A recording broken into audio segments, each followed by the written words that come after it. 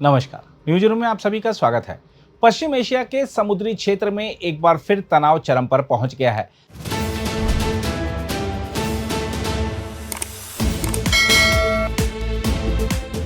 जब ईरान ने संघर्ष विराम लागू होने के बाद पहली बार संयुक्त अरब अमीरात पर मिसाइल और ड्रोन से हमला किया। इस घटनाक्रम ने न केवल क्षेत्रीय सुरक्षा को चुनौती दी है, बल्कि वैश्विक ऊर्जा आपूर्ति और समुद्री व्यापार पर भी गहरा प्रभाव डाला है। सोमवार को हुए इस हमले में ईरान ने कई मिसाइलें और ड्रोन दागे, जिनमें से अधिकांश को संयुक्त अरब अमीरात की वायु रक्षा प्रणाली ने नष्ट कर दिया। हालांकि कुछ हमले सफल रहे, जिनमें फुजेरा के एक महत्वपूर्ण तेल प्रतिष्ठान पर ड्रोन गिरा, जिससे आग लग गई और 3 भारतीय नागरिक घायल हो गए। इन घायलों की स्थिति गंभीर बताई गई है और उन्हें तत्काल चिकित्सा सहायता दी गई। यह हमला ऐसे समय में हुआ है जब हॉर्मुज जलमरू मध्य को लेकर पहले से ही तनाव बना हुआ है। यह जलमार्ग वैश्विक ऊर्जा आपूर्ति के लिए अत्यंत महत्वपूर्ण माना जाता है, क्योंकि विश्व के लगभग 5वें हिस्से का तेल और गैस इसी रास्ते से गुजरता है।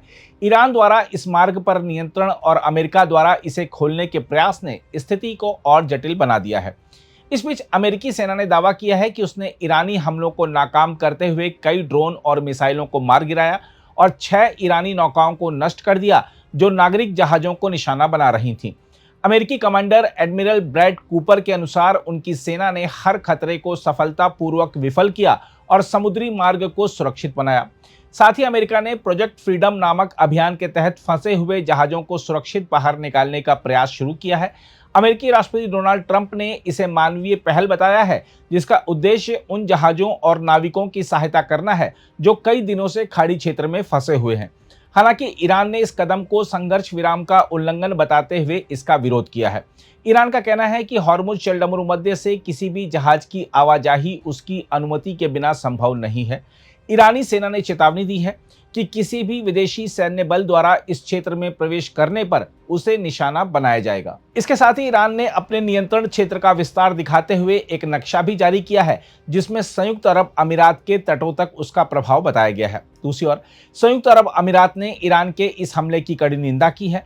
वहां के विदेश मंत्रालय ने कहा है कि वाणिज्यिक जहाजों को निशाना बनाना और समुद्री मार्गों को दबाव के साधन के रूप में इस्तेमाल करना समुद्री डकैती के समान है। उधर ब्रिटेन और दक्षिण कोरिया ने भी अपने जहाजों पर हमलों की पुष्टि की है। कुछ जहाजों में आग लगने और विस्फोट की घटनाएं सामने आई हैं, जिससे समुद्री सुरक्षा को लेकर गंभीर चिंता उत्पन्न हो गई है। कई अंतर्राष्ट्रीय शिपिंग कंपनियों ने फिलहाल इस मार्ग से गुजरने से इनकार कर दिया है, जिससे व्यापार प्रभावित हो रहा है। इस पूरे घटनाक्रम का असर वैश्विक अर्थव्यवस्था पर भी दिखाई दे रहा है। तेल की कीमतों में 5% से अधिक की वृद्धि दर्ज की गई है, जिससे कई देशों में ईंधन महंगा हो गया है। अमेरिका में पेट्रोल की कीमतें तेजी से बढ़ रही हैं, जिससे वहां की आंतरिक राजनीति पर भी दबाव बढ़ रहा है। भारत ने इस स्थिति पर गहरी चिंता व्यक्त की है, खासकर इसलिए क्योंकि हमले में उसके 3 नागरिक घायल हुए हैं। भारत ने सभी पक्षों से संयम बरतने, हिंसा रोकने और संवाद के माध्यम से समाधान निकालने की अपील की है। साथ ही उसने अंतर्राष्ट्रीय कानून के अनुसार जलमार्ग में निर्बाध व्यापार और आवागमन सुनिश्चित करने की मांग की है।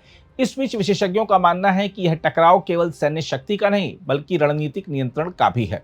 जहां अमेरिका अपनी नौसैनिक ताकत के बल पर समुद्री मार्ग खोलना चाहता है, वहीं ईरान अपनी भौगोलिक स्थिति और सैन्य संसाधनों के जरिए इस क्षेत्र में प्रभाव बनाए रखना चाहता है।